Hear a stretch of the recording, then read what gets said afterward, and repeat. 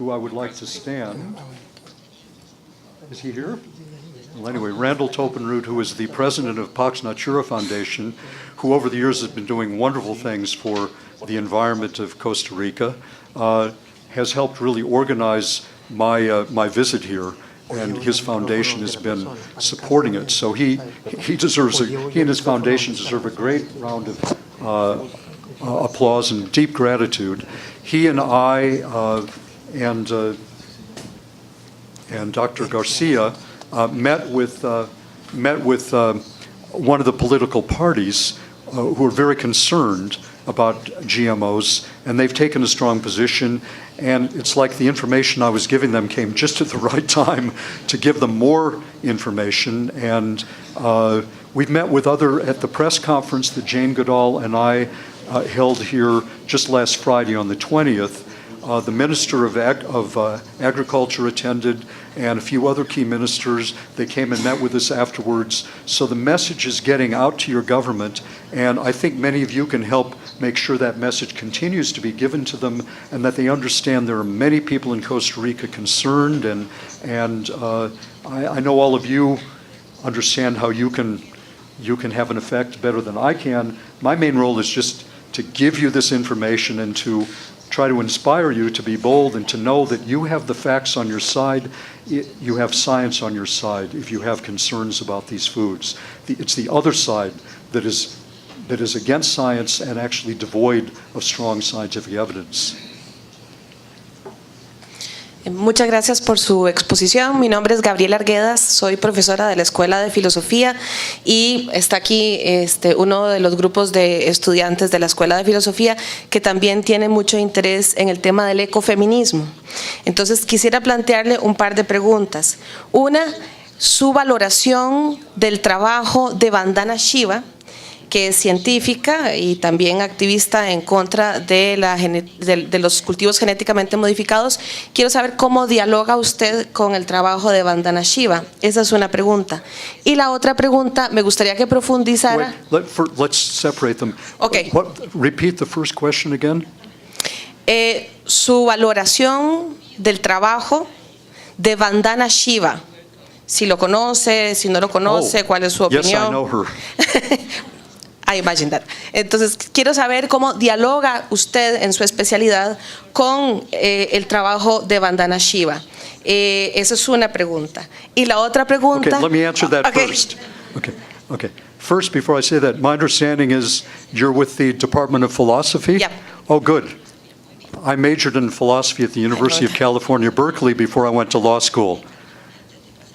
And I think anybody with a background in philosophy hopefully will appreciate the way I analyze several of the issues and use my philosophical background in analyzing many of the arguments and assumptions that are foundational to the genetically engineered food venture. So, okay. Now to your question. La segunda pregunta. Yeah. Bueno, lo otro es sobre Vandana Shiva. Yeah. Okay. Su evaluación del trabajo de Vandana Shiva, porque están trabajando sobre un mismo tema, pero desde ángulos que pueden ser complementarios. Okay. So for Vandana Shiva, I have been familiar with her work, and I've spoken at conferences where she has spoken over the years. But because often she had to leave very quickly, I never had a chance to meet her until March 10th, just of this month. She was coming to give during whichever, it was the feminism, the ecofeminism week. She was going to be, just fortunately, she was going to give 2 lectures. She was giving 2 lectures in Iowa, the state of Iowa, where I live, during that week, one at the University of Iowa and the next day at Iowa State University in Ames. So she had already been told about my book and was very interested in it. And I emailed her to say, I live only about 60 miles away from Iowa City. I know your schedule will be busy on the 10th, but if you can work me in, I'll drive up and meet you. And she emailed back, "Oh, please drive up and bring a book. I would love to read it and start writing about it." So I brought the book, I signed it for her, gave it to her, and we had a chance to talk together and go to dinner together, and we're going to be coordinating very closely. So she's, even though my book, as I mentioned to her, as you know, her main focus is on the, there was a little static there, on the ecofeminism and also the economic, ecological and sociological aspects of the GMO issue, which are major. But because she and others like her have done that so well, I focused on what has not been done as well and what I think is the key issue, food safety. There is a chapter in my book on the environmental issues as well. But really, even if a GMO is totally safe for the environment, if it entails risks to human and animal health, it shouldn't be out there. So the key issue is food safety and the risk, any of the food safety risks. And that's the main focus of my book. And she was very happy because she knows that's very important too. And as I said with her, you and I, we should present together sometime because it would be a tremendously comprehensive, and she agreed that we should try to do that. Did I answer both questions yet? Yes. Okay, good. There's a last one. Okay. About your relationship with Jane Goodall, if you can. My relationship with? Jane Goodall. Oh, okay. Just a little What bit of it is? detail. Yes. Well, Yeah. if you can share about this communication with her. That, again, really, that has been a great blessing that Jane Goodall and I were, put into communication. And that again came through. Now he's back. Randall Tolpenrud, I want you to stand up, and I want a strong round of applause for Randall.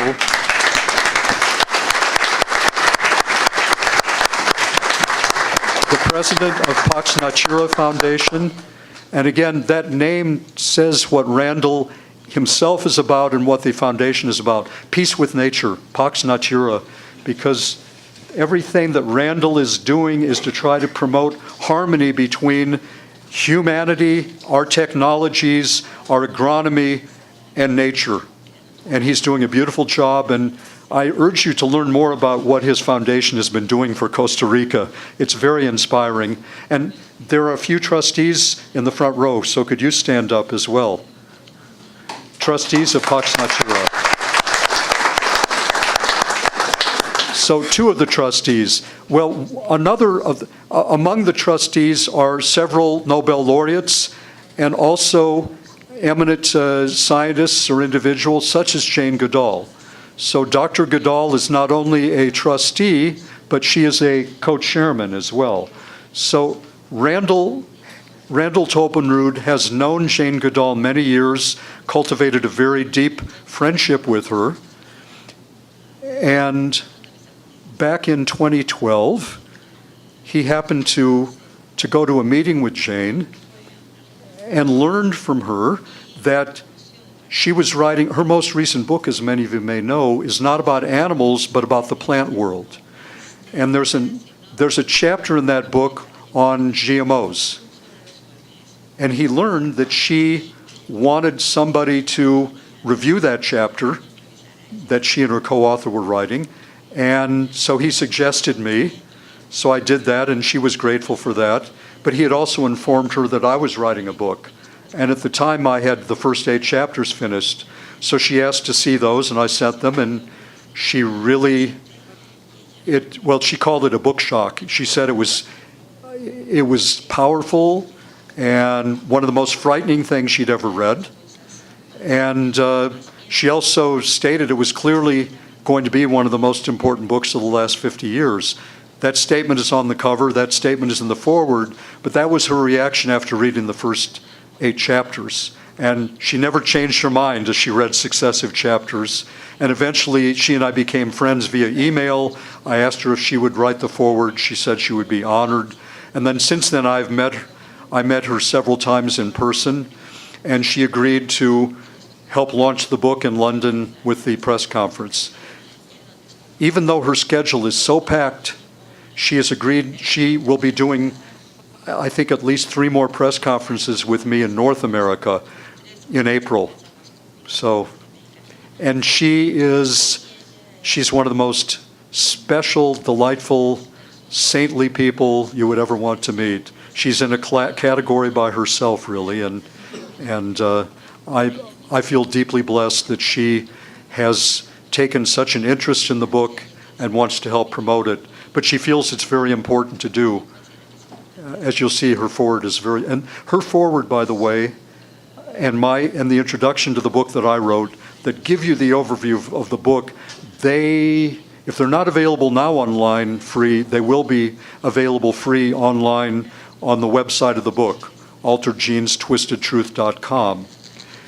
But even now, they're available as a free sample. You can get a free Kindle sample at Amazon of the table of contents, Jane's foreword, my introduction, the entire first chapter, and probably 60 to 70% of the second chapter as a free sample. So just get a Kindle reading app, and you can read all of that right now, and you don't even have to go on and buy the book. Many people, having read that, will think, that's all I need to know for a while. So I'm not just trying to sell books, I'm trying to get the knowledge out there. And that's why I highly recommend, if you can't afford buy my book, if you haven't already downloaded GMO Myths and Truths, please do. It is, by itself, it could drive GMOs off the market, even without my book. It's just my book is a narrative story and tells a history that it doesn't tell. Okay, I should let somebody ask questions. Yes, good morning. My name is Esteban Piercy. Well, first of all, I want to say thank you to you for doing all of this work that it has been obviously very hard, a long investigation, and also congratulate you for that. Thank you. I had 2 questions and just one brief commentary. My first question is, why did you choose to come here to start promoting your book here?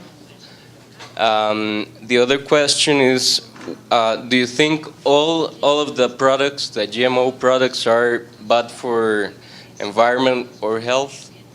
And if that can change in the future? Do I think they're all bad?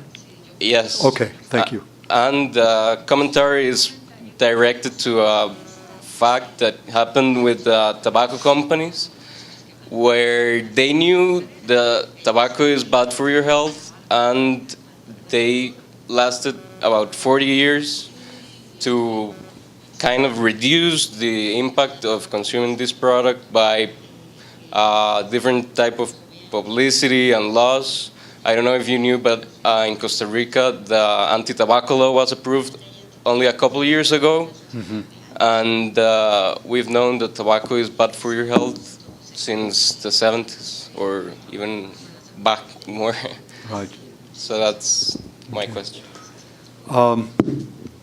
So the first question was, why did I pick Costa Rica to launch? Now, again, you're not the first country in which the book is being launched. You're the second major one. But it was first introduced to the world in London on March 4th.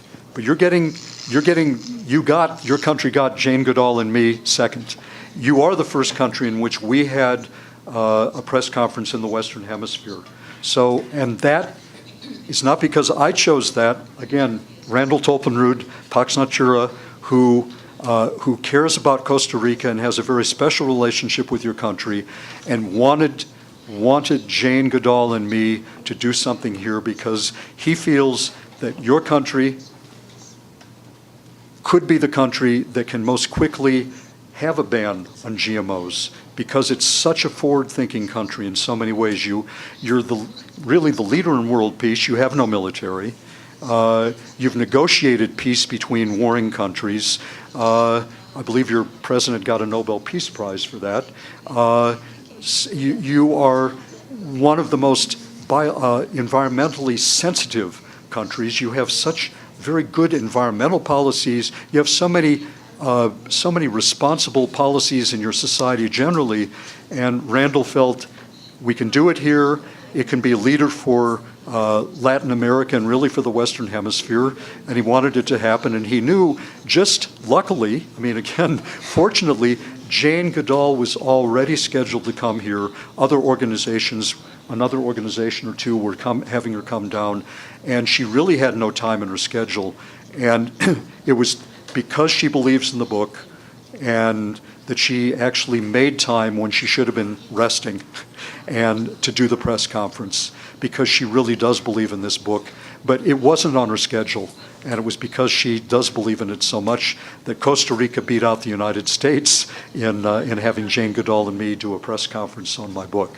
So I'm very grateful for that. I believe your next question was, do I think that every GMO is bad for human health and the environment, correct?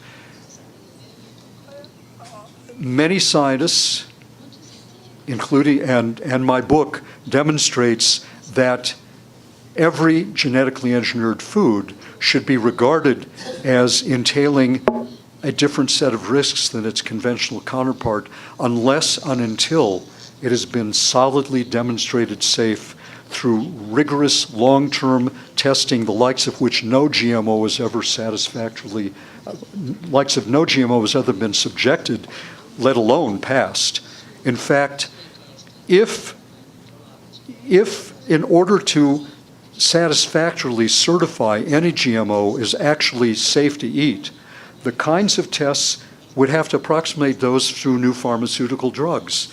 And foods cannot, economically, a food cannot go through that kind of testing. You know, drugs can because they have the patent, they have major profits that come out of them. Food can only be so expensive or you're not going to buy it.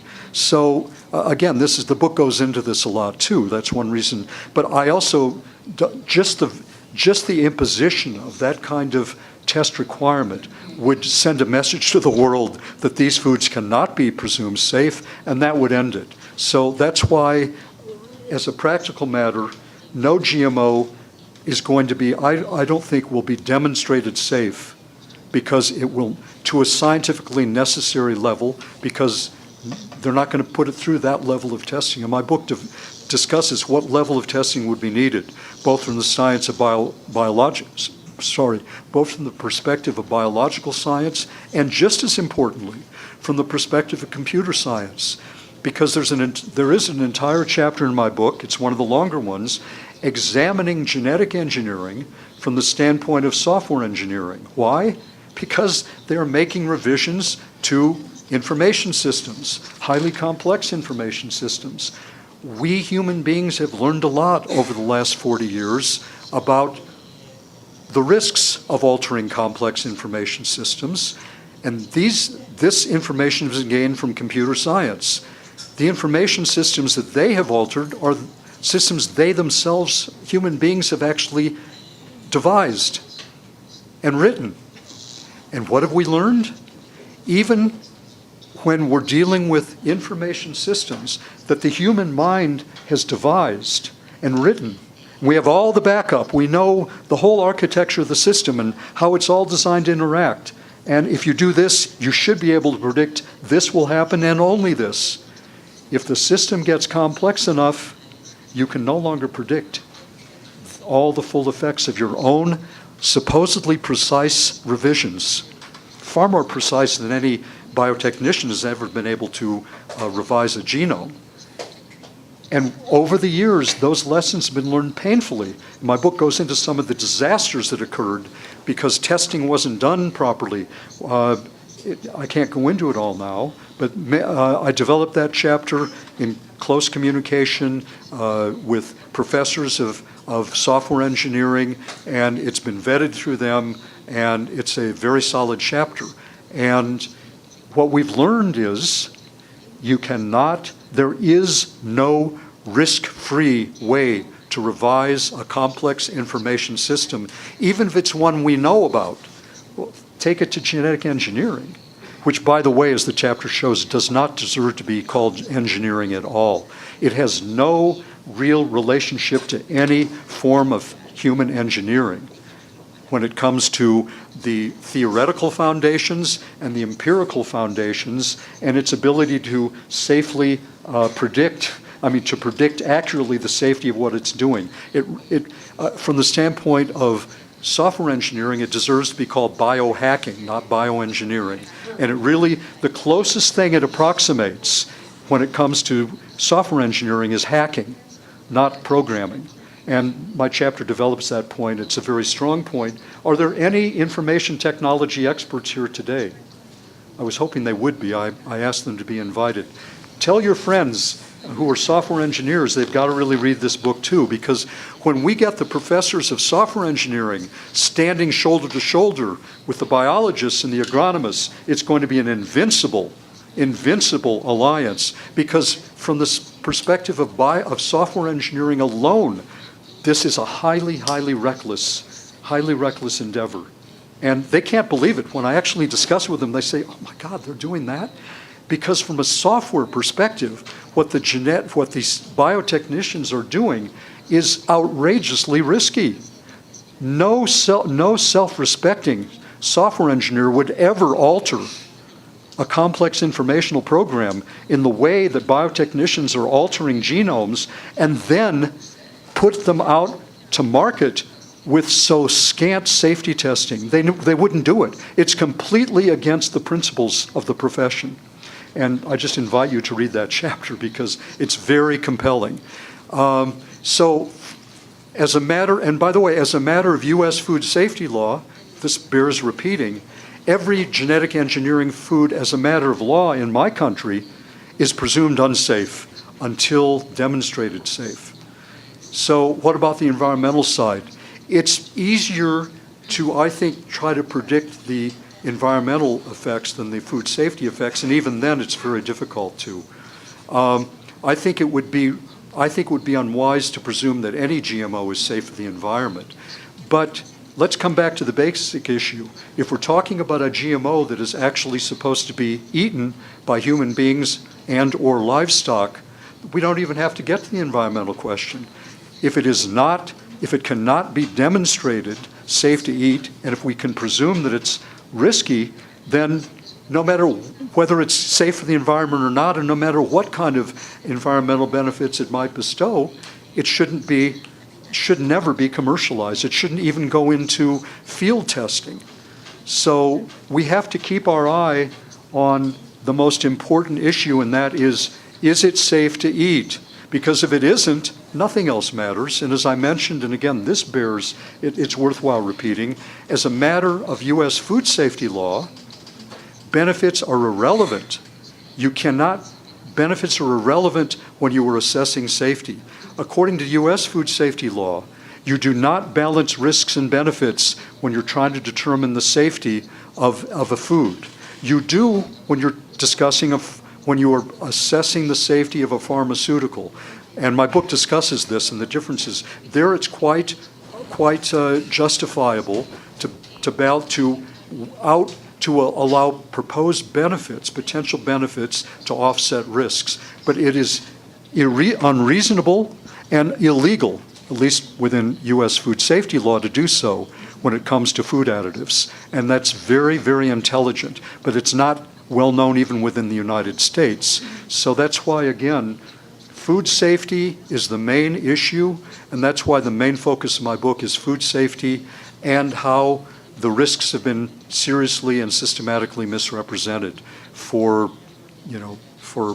I don't know how many years now. We're talking about 30-some years. Was there one more question you had, or was that it? Okay. I should let somebody else call on people. Okay, so I'm not the only one, because I can't keep my... You should definitely be next. No, just because I know you're asking good questions. And Lastimosamente me perdí un pedacito de la charla, pero como su conferencia es muy técnica, creo estar casi segura de que no ha hablado de cosas tan técnicas y que no pueden ser demostradas tan enfáticamente como la filosofía del nuevo orden mundial o New World Order, para los cuales un grupo de personas, entre comillas, han estado trabajando hace años influenciando personas en ONGs, fundaciones, en universidades y centros de estudios, etc. Y también en los partidos políticos han estado influenciando de manera que casi que tienen contratos para la compra de alimentos para hospitales, escuelas, etc. Y su trabajo tan técnico pues nos ayuda en esta lucha filosófica. Gracias. Okay, you're welcome. So my understanding is that was more a statement than a question, correct? Okay, good. Then I think, and introduce yourself and your position. Ok, buenos días. Yo soy Karin Steinberg, soy agrónoma y también tengo una especialidad en socioeconomía ambiental. Trabajo como comunicadora y promotora del programa académico Práctica del Desarrollo Sostenible en el Centro Agronómico Tropical de Investigación y Enseñanza, el CATIE, que queda en Turrialba. Yo hace un ratito le hice una entrevista al señor y bueno, esto va a salir un video que los compartiré de la entrevista de Steven Druker. Y bueno, la pregunta que tengo ahora es, tomando en cuenta su experiencia profesional como filósofo y abogado, ¿cómo se podría utilizar el principio de precaución como una herramienta para fomentar la prohibición del uso y reproducción de transgénicos dentro de instancias internacionales si es que no se haya utilizado antes? Y si se utilizó, ¿qué ha sucedido legalmente con el principio de precaución? Okay, that's an important question. Well, first, as I mentioned, the precautionary principle has been really the foundational principle in U.S. food safety law when it comes to new additives since 1958. And for many years and in many instances, the U.S. Food and Drug Administration did uphold that. But they have completely turned it on. They've abandoned the precautionary principle when it came to GMOs. They couldn't uphold it and also promote the biotech industry and get these foods onto the market. So in order to promote biotechnology and in order to allow the commercialization of genetically engineered foods, the executive branch of the U.S. government, and especially in particular the U.S. Food and Drug Administration, violated the law. That's what they've done. They've broken the law. My book demonstrates that very clearly, but they've been getting away with it. And so again, it's part of the disinformation. It's you know, the U.S. food safety law is somewhat technical, and if you've got the FDA claiming that they're doing everything right, people believe them. And if you have the mainstream media shutting down the information from the FDA's files, which they have been doing, there's a whole chapter in the book on the malfunction of the American media. I have given copies of the key memos to investigative reporters. They wanted to report on it, and the higher-ups have shut it down. So the American public has been kept in the dark through the collusion of the mainstream media as well. It's been a very, let's say, insidious array against us of the government misrepresenting the facts, many scientific institutions and eminent scientists misrepresenting the facts, and then you've got the media that refuses to report the facts even when they're handed the facts on a golden platter. It's been very difficult.